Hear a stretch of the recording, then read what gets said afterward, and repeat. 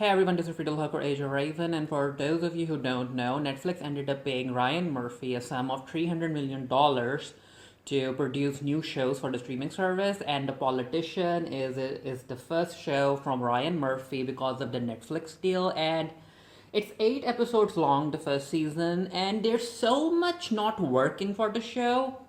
It's your usual Ryan Murphy mess, but you know what? I'm gonna watch the last episode number 8, which is titled Vienna, and then I'll talk about the series because, as far as I'm concerned, it's not the best Ryan Murphy series. It's not even a good Ryan Murphy series, but maybe the final episode will change my mind, and I might end up looking forward to season number 2. So let's start.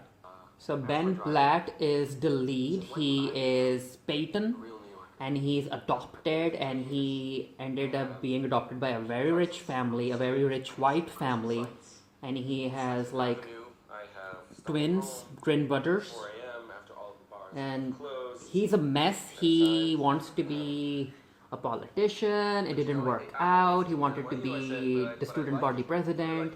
That didn't work out.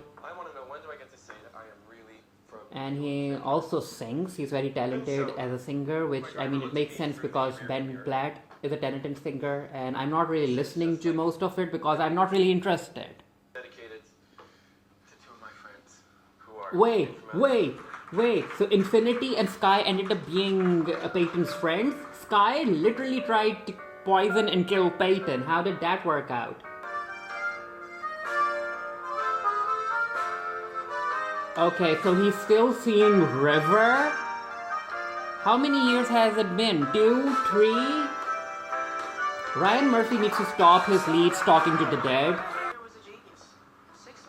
Okay. So that's what happened to Sky. So we're getting exposition because we didn't see any of it. They just did a time skip. Wait, James there too? Everyone is here? And you know what?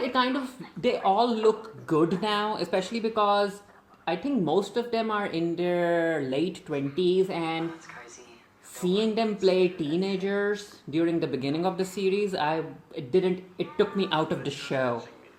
Again, nothing against Ben Platt, but Ben Platt does not look like a 17-year-old. He looks his age. That's a song by Sufjan Stevens, and his songs were also in Call Me By Your Name. And as far as my opinion goes, the opening sequence is like the best part of this entire series. They're showing how Payton got formed. He is such a wooden character. He has emotions. He was willing to show more emotions with River.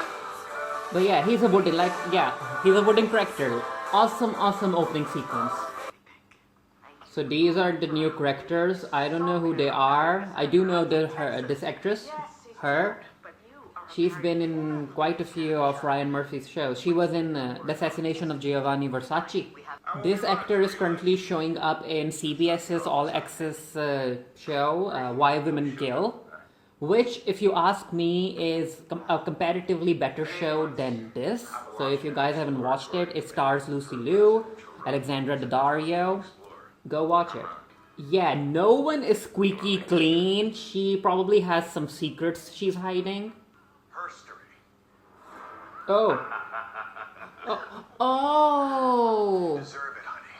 So that's her secret. She's in a trouble. That doesn't go well for politicians. Okay, so that's her secret. And I think that Peyton is going to run against her. That will be interesting to see, because Ryan Murphy has said that each season is supposed to show Peyton's journey as a politician. Like, the first season was high school president, and then I guess the second season is going to be mayor of New York or something. Oh, she's getting married. Peyton's high school girlfriend is getting married, which, yeah, makes sense. I think River deserved more. I don't like Ryan Murphy's current trend of having his leads have conversations with the dead, especially because these conversations aren't real. He did it in Pose. He's now doing it in The Politician. Even when River is dead, he ended up taking his life in the first episode. I'm not a fan of this. Took you long enough. Ain't nothing about these interactions healthy. Like, none of these characters is like can be defined as a good person. Everyone has their motives, everyone has their agendas, and it's kind of weird. Peyton isn't necessarily the most well-written character, but you kind of root for him regardless because he's the lead. Yeah, I just knew it. McAfee is going to be like, Peyton, I'm back. I'm going to help you run against the other woman. Oh, they're getting Astrid for some reason. Is Astrid going to make Peyton feel motivated? This will be interesting because I wasn't expecting Astrid to be back so soon. Again, River is dead. Let him go, Peyton. Just find another man who looks like him. Where's Astrid, though? I don't see Astrid here. Is she going to make like a grand entrance or something? Oh, here she is with a waist pen. Oh, so she knows. So Astrid is back because she knows about Standish. Okay. What you're gonna do, Standish? She's going to be angry about this. This will be interesting. Seeing Peyton go up against Standish, who has been doing this for years. Should we be worried? Should you be? Oh! This is gonna be fun. Okay.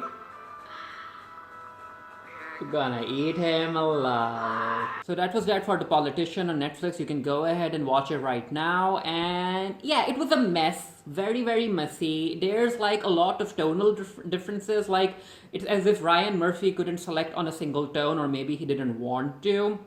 It comes across as a dark comedy. It comes across as satire. It comes across as a musical.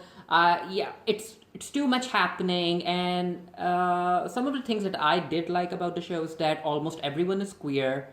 Peyton, McAfee, maybe even James, Gwyneth Paltrow's character, who is Peyton's mother, Astrid, River, so many queer characters, and again, the opening sequence is possibly the best part. Not possibly, for me, it is the best part of this entire series. The opening sequence with Sufjan Stevens' song and that wooden character building of Peyton. Awesome stuff.